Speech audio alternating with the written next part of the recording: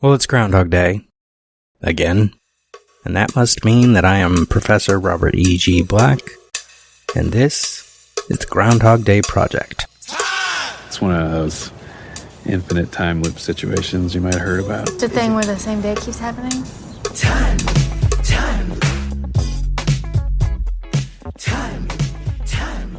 I wake up every day right here, right in Punxsutawney, and it's always February 2nd.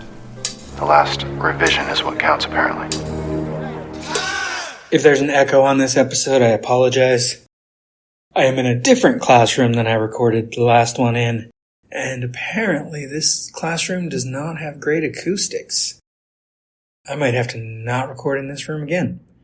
That's okay. I don't have to rush.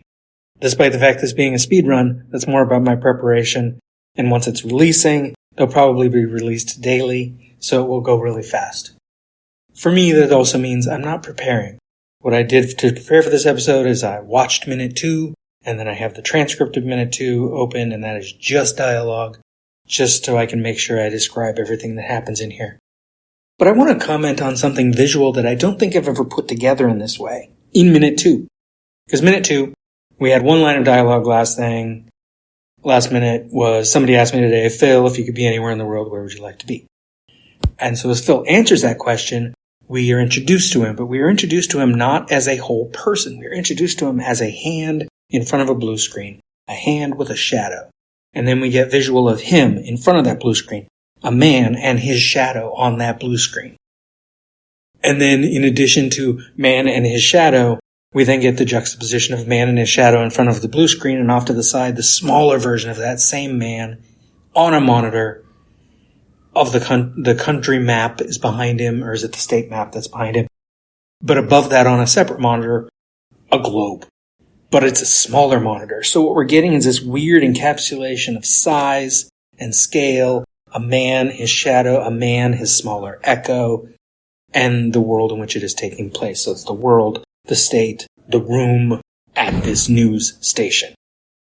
And I kind of like that. I don't know that it is a deliberate move by Ramis as far as the combo of all of those things. It's just kind of setting the stage, because this was the last part they filmed. After filming all the stuff in Punxsutawney, they went back to do the studio part as a sort of introductory, pre-time loop, pre-Punxsutawney sequence to introduce the character. And it does introduce the character well. We get a few vibes for Phil in this minute, just with his answer. And I said to him, probably right here, Elko, Nevada, our nation's high at 79 today. Doesn't matter the things I've said before about how Elko, Nevada was definitely not as hot as 79 degrees on that day any year, but especially not 1991 when technically the film is set, or 93 when the film was released, or 92 when it was filmed, or 90 when it was written. None of those 4 years that this movie could be was Elko, Nevada anywhere near 79 degrees on February 2nd. But that doesn't matter. What matters in the reality of the film, Elko, Nevada is 79 degrees. And what is Phil saying? He doesn't like the cold. He wants to be somewhere where it's pleasant. He's a weatherman who doesn't necessarily like the weather. He doesn't like his job, but we don't know that yet. What we see in this minute is he's good at his job. Out in California, they're going to have some warm weather tomorrow. Gang wars and some very overpriced real estate. He's funny. He's making jokes.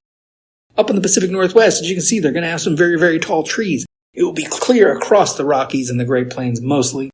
But look out. And he's doing these fun things where he is having a good time. You can understand why people would watch him and remember him, and people would like tuning in to Channel 9 Pittsburgh to watch Phil Connors.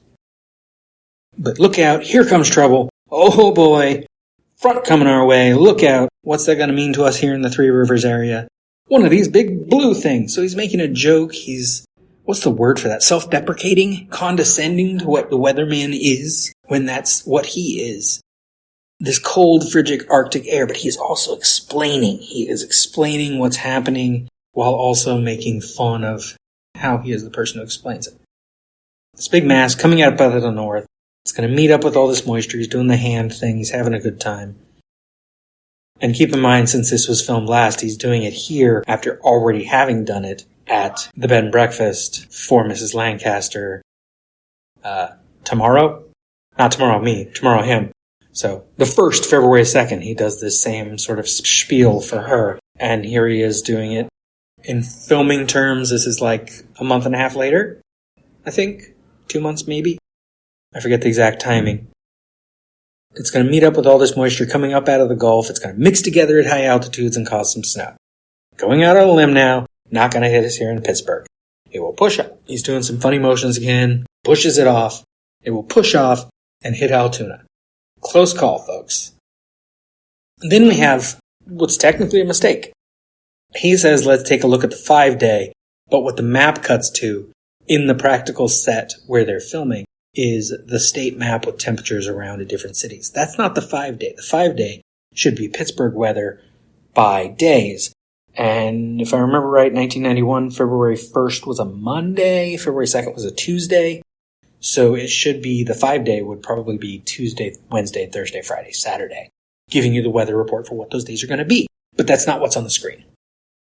Is that a problem? Yes.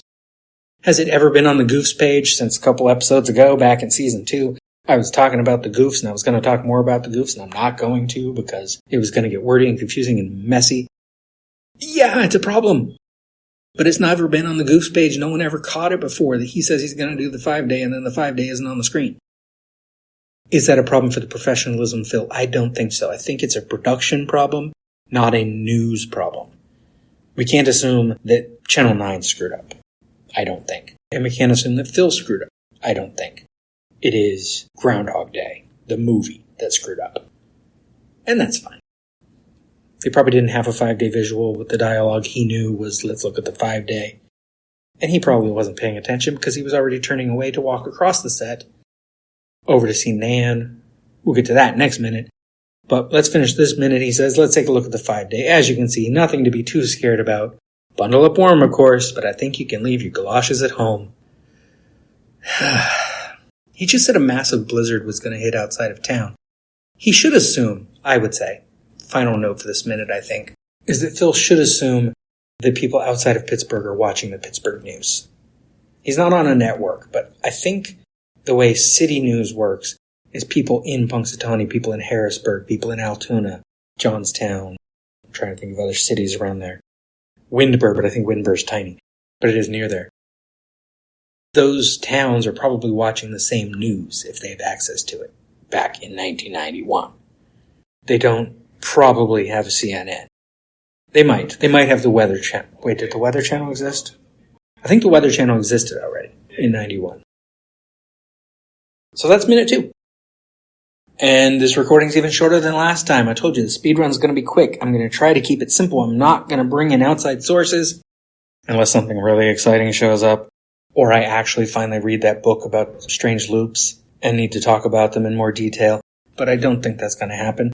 I'm not going to do Time Loop of the Week again this season because that would involve a little more preparation on my part and knowing when I'm going to be recording. I'm going to try to record as fast as I can. I recorded minute 1 that was recorded about an hour ago.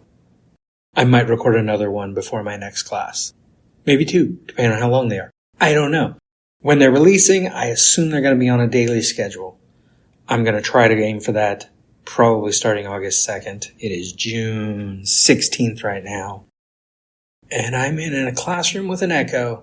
Yay. So I hope that this episode didn't sound too weird, because I might record another one in here right now. Till then, watch more movies. Knew you were gonna say that. This has been a production of Lemming Drops Studio. You can find links to more at lemmingdrops.com or join the Facebook group Lemming Drops Studio Tour. Also, you can support all my shows at patreon.com/lemmingdrops. What is wrong in the end which never comes? Or which comes again and again, laughing, like waves. Since the Big Bang set everything in motion, everything that happens in this universe has to be the way it is. Particles unfolding the way they're destined to. How do you sleep at night? You've never seen Groundhog Day? Yeah, you know Groundhog Day is not a documentary. Remember when Groundhog Day was just a movie?